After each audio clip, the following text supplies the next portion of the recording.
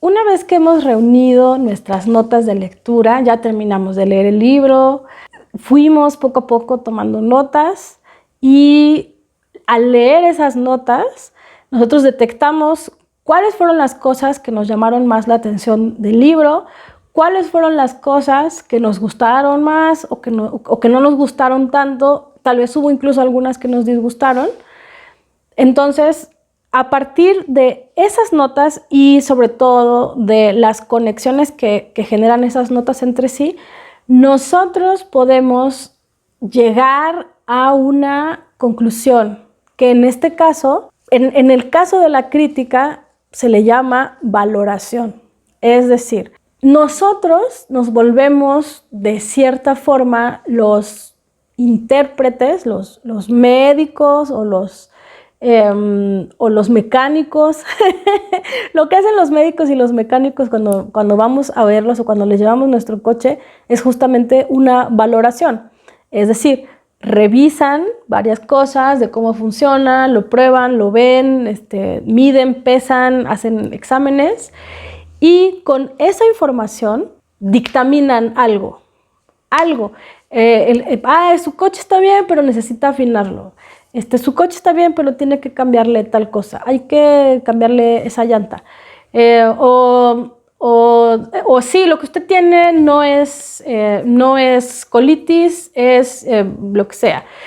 No tienes gripa, eres alérgico a tal otra cosa. Eso es una valoración, una conclusión que nosotros establecemos a partir de la observación de la observación y la interpretación de una serie de características de algo. Entonces, en este caso, nosotros estamos leyendo un libro, conforme lo leemos, nos suscita ciertas reacciones. Esas reacciones son el síntoma que nos hace observar cómo está hecho ese libro o qué es lo que está sucediendo en ese libro.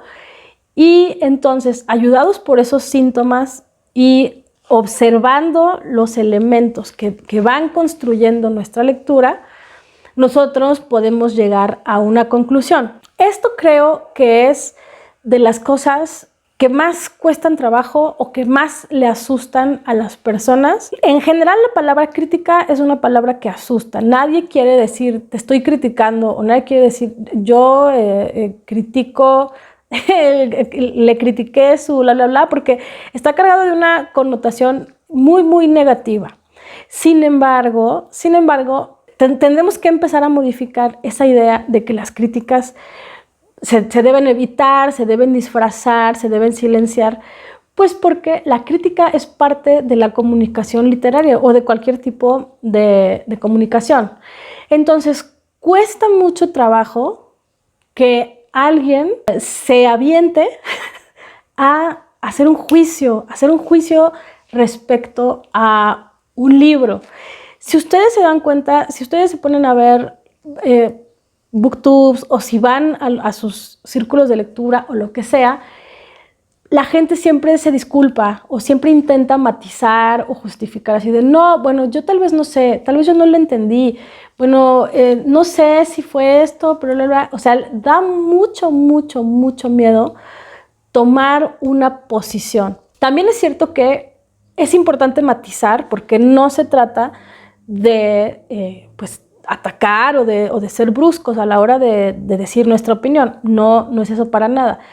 Pero sí creo que la parte más importante, una vez que hemos terminado de leer y una vez que hemos reunido nuestra información, el primer paso rumbo a la crítica concreta, ya, o sea, a compartir nuestra experiencia, es nosotros sentarnos a reflexionar, observar la información que tenemos y ser muy claros acerca de cuál es nuestra valoración final respecto a este libro. La valoración va a estar en función de muchas cosas. O sea, puede ser que si eres un crítico literario, realmente una autoridad en la materia que publicas en las revistas y que la gente está esperando tu dictamen, pues allí sí tú tienes que dar una valoración pues que se esté apoyando en teorías, en criterios estéticos, etcétera, etcétera. Y tal vez esa sí es una valoración de calidad sobre el libro, ¿no? Que puede decir, este libro es bueno, este libro es malo, este libro pues tiene ciertas cosas, o sea, todavía le falta, ¿no? O es un buen debut, pero comete ciertos errores, o es un tropiezo en la carrera de este autor, lo que sea. Ahí sí hay una valoración crítica, que es un juicio muy parecido al bien, mal, ¿no? Al bonito, feo. Claro, en ese caso tal vez así funciona. Pero a veces las reseñas o las críticas tienen como objetivo también socializar ese saber. Piensen, por ejemplo, en las reseñas de Amazon y se darán cuenta de a qué me refiero. En Amazon, cuando la gente compra un producto, creo que la misma aplicación te pregunta qué te pareció. O hay veces que si tú tienes una experiencia muy, muy buena o muy, muy mala, pues a lo mejor tú, o sea, de motu propio vas y haces una reseña. Y allí, si ustedes lo piensan, la gente que reseña en Amazon no lo hace porque se crea que es la autoridad en la materia del alimento para perros. O no se siente la autoridad en la ropa interior, no, sino que sabe que esa reseña la van a ver otras personas y en lo que está pensando es básicamente en compartir su experiencia de la manera más fiel posible para que otras personas puedan guiarse por esa experiencia y saber si ese producto es para ellos o no. En general, esa fue una postura que yo tuve como reseñista durante mucho tiempo. Después la fui adaptando a otras cosas que hablaremos en su momento cuando hablemos de nuestra identidad como críticos, pero en su momento cuando yo empecé a reseñar y que después coordiné un equipo de reseñistas, yo siempre les decía, nuestro objetivo no es decir un libro es bueno, un libro es malo. O sea, nosotros no somos los cadeneros, los cadeneros de la lectura. No, no, no. Nosotros somos simple y sencillamente los que ya conocieron el libro y que conociéndolo pueden decirte cuál es el tipo de lector al que le puede gustar ese libro. Y eso se lo decía yo a mis reseñistas siempre. O sea, tú no vas a decir el libro es bueno o el libro es malo.